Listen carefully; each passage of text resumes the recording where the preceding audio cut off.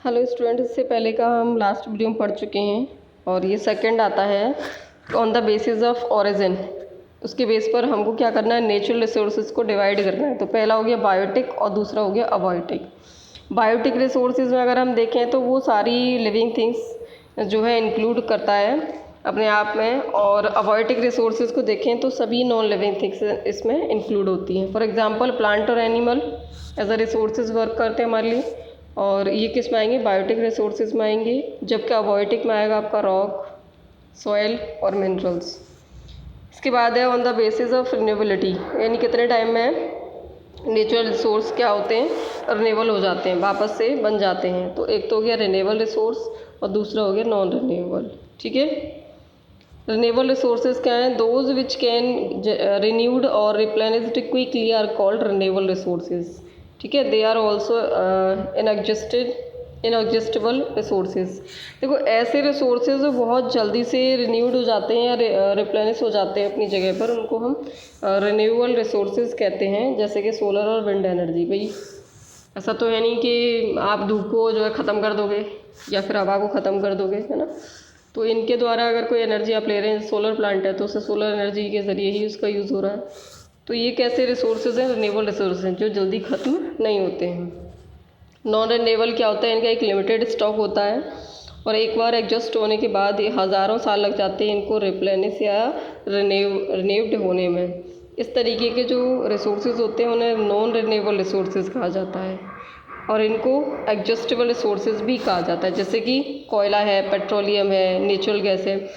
देखो ये इस तरीके के इनको हज़ारों साल लग जाते हैं रिन्यू होने में, क्योंकि सोलर एनर्जी और विंड एनर्जी ऐसी एनर्जी है कि आप खुद उसको ख़त्म नहीं कर सकते हैं। ठीक है, और जो नॉन रिन्यूएबल जैसे कोयला है, पेट्रोलियम में ज़्यादा मात्रा में अगर यूज़ किया जाएगा तो ये मतलब ख़त्म हो जाएगा और बहुत जल्दी स्टॉक में नहीं आता है।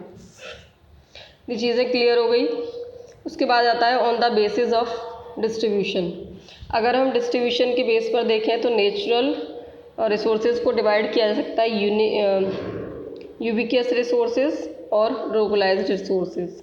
यूबिक्वियस रिसोर्सेज क्या है, are found everywhere on the earth, land, water, air, है ना। इस तरीके के जो रिसोर्सेज हैं उसमें क्या है, वो हर जगह पाए जाते हैं पृथ्वी पर। जैसे कि लैंड है, वाटर है, एयर है, ये तो सब जगह मिलते हैं। ऐसा तो नहीं है कि आप जहाँ रहते हैं वहाँ मिलते हैं, दूसरी जगह नहीं मिलते हैं। लोकलाइज्ड रिसोर्सेज में क्या होता है, वो केवल सर्टेन प्लेसेस पर मिलते हैं, जैसे कॉपर और आयरन, है ना। तो ऐसा तो है नहीं कि हमारे घर के पास में जो आयरन और कॉपर की खुद अगर हम ज़मीन की खुदाई करेंगे तो कॉपर और आयरन निकलेगा, है ना। तो ये तो वहीं मिलेगा जहाँ पर ये अवेलेबल है, लेकिन हमारे पास वाटर, एयर, लैंड ये सब अवेलेबल है। तो लोकलाइज्ड रिसोर्सेज क्या है, इनका मिलना जो है एक सर्टेन प्लेस पर होता है। जैसे कि एग्जांपल ले सकते हो आप, गोल्ड है, कॉपर है, आयरन है, ठीक है, ये सब और जो है वहाँ पर मिलेंगे। The distribution of natural resources depend upon, किसके ऊपर डिपेंड करता है, number of physical factors like terrain, climate and altitude. जो नेचुरल रिसोर्सेज का डिस्ट्रीब्यूशन होता है वो किस पर डिपेंड करता है, फिजिकल फैक्टर्स पर, जैसे कि टेरेन एरिया कैसा है, क्लाइमेट कैसी है कहीं की, या फिर वहाँ क्या ऑल्टीट्यूड क्या है, उसकी ऊंचाई क्या है। The distribution of resources is unequal across the earth. सीधी सी बात है, जो रिसोर्सेज का डिस्ट्रीब्यूशन होता है पूरे अर्थ पर इक्वल नहीं होता है। वो कैसा होता है, अनइक्वल, कहीं पर ज़्यादा और कहीं पर कम। आई होप आप लोगों को ये चीज़ क्लियर हो गई होगी। आज आप लोग सिर्फ यही लिखिए, इसके आगे का मैं नेक्स्ट वीडियो में पढ़ाऊँगी। ठीक है, और कॉपी बना लीजिए, जो वीडियो में मैं समझा रही हूँ वही आपको कॉपी पर लिखना है, समझना है, याद करना है। Is that clear?